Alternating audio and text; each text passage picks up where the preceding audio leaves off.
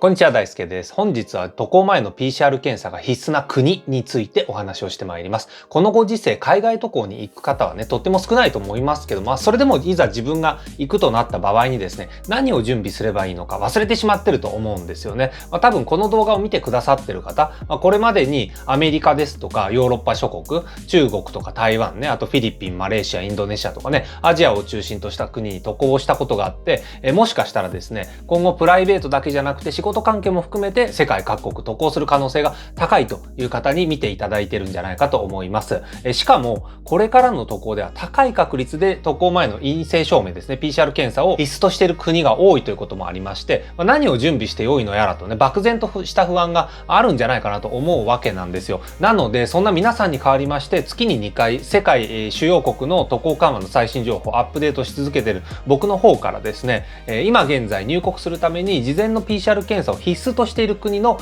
リストをですね、皆さんに報告していきたいと思います。ラインナップはこちら。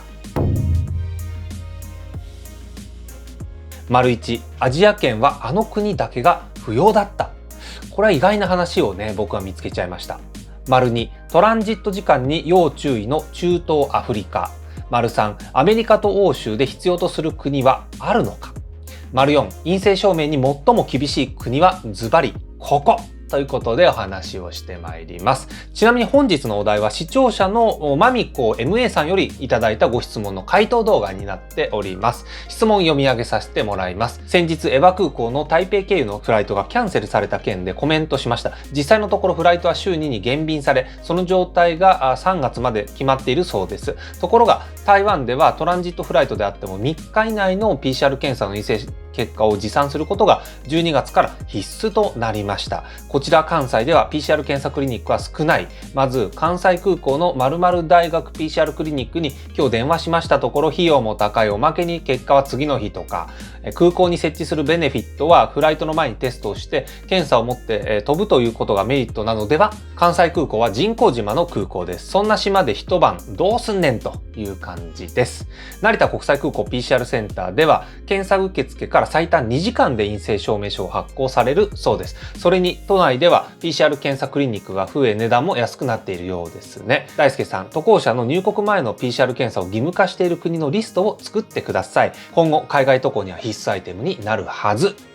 ということで、この後ね、詳細詳しく述べていきますけど、今までは気にも留めなかった世界の様子がこのね、リストを作ってみることで僕もね、見えてきました。まみこ MA さん、大変貴重な投げかけしてくださいましてありがとうございます。本チャンネルでは世界各国への渡航緩和の最新情報をお届けしてまいります。コロナ明けの海外行き待ち望んでいる方、チャンネル登録をして一緒にニューノーマルトラベラーになりましょう。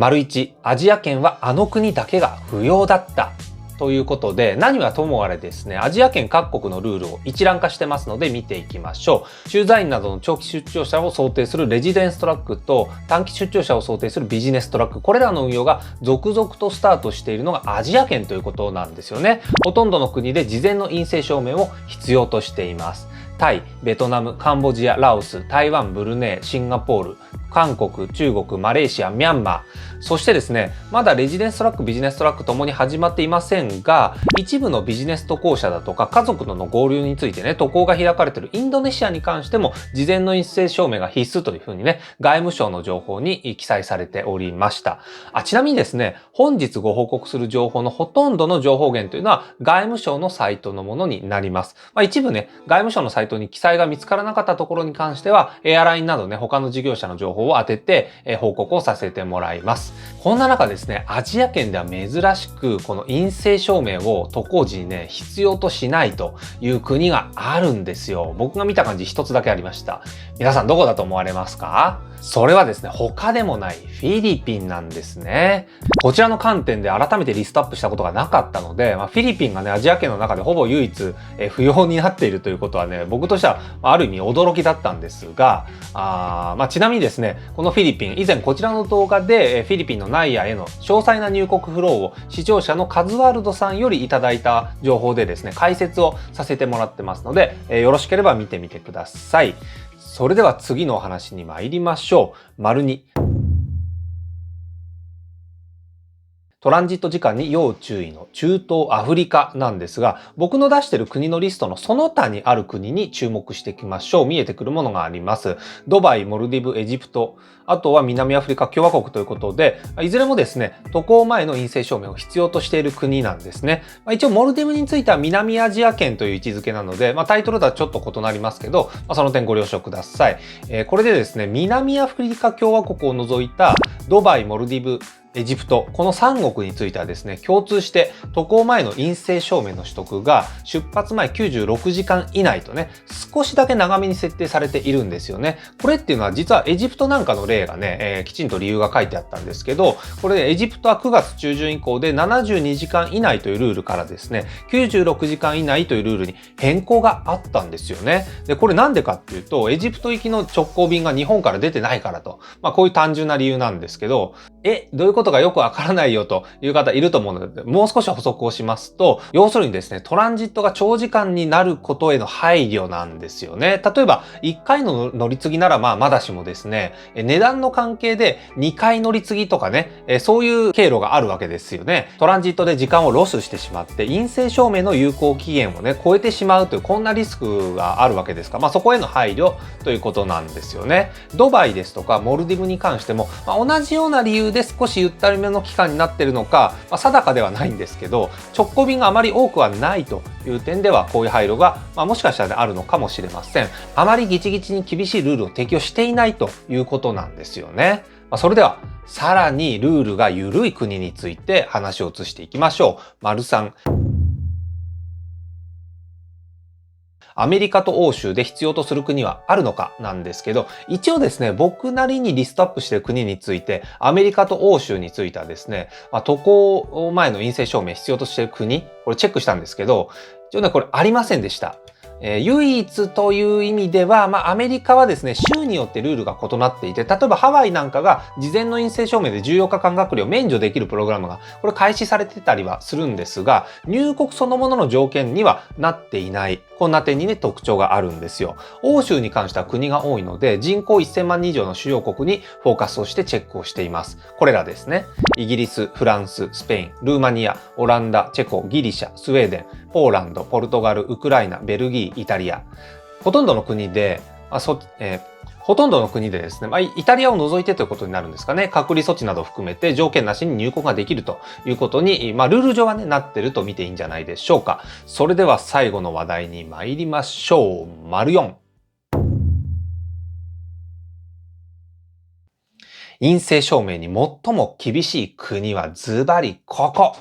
ということで、この主要国をですね、見渡して気がついてしまいましたよね。世界中の国の中で一番厳しいルール、特に渡航前の陰性証明を求めている国があることに気づけるんですが、それはズバリ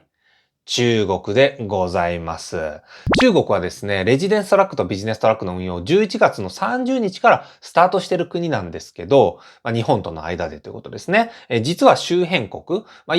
世界のすべての国と比較したときにですね、一番厳しい渡航前陰性証明のルールを適用している状態なんですよね。と言いますのも、一般的な PCR 検査のみでは足りないということでですね、IgM 抗体の検査証明の提出が必要になるということなんですよね。これは PCR 検査の精度が 100% ではないという点を補う意味で、プラスの検査を必要としているというものなんですよ。PCR 検査による陰性証明が72時間以内ではなくて、48時間以内に短縮されている点にも注意が必要なんですよね。今やですね、世界中の中でもウイルス根絶という面では一定の実績が上がっている中国ということですから、まさにですね、経済再開のための人の往来と徹底した感染対策っていうのをね、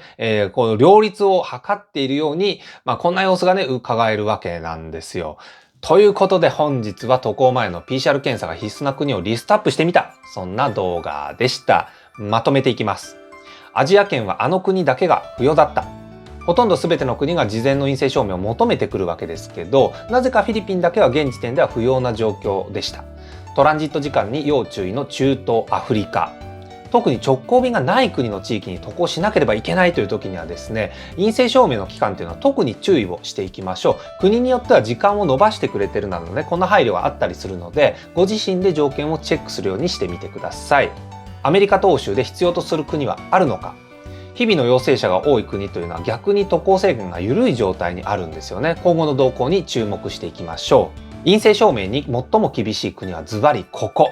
陰性証明に最も厳しい国は中国なんですよね。現在は感染リスクが落ち着いている国っていうのはね、中国のように厳しめの条件を課してくる場合がありますんでね、こちらも今後の動向に注目をしていきましょう。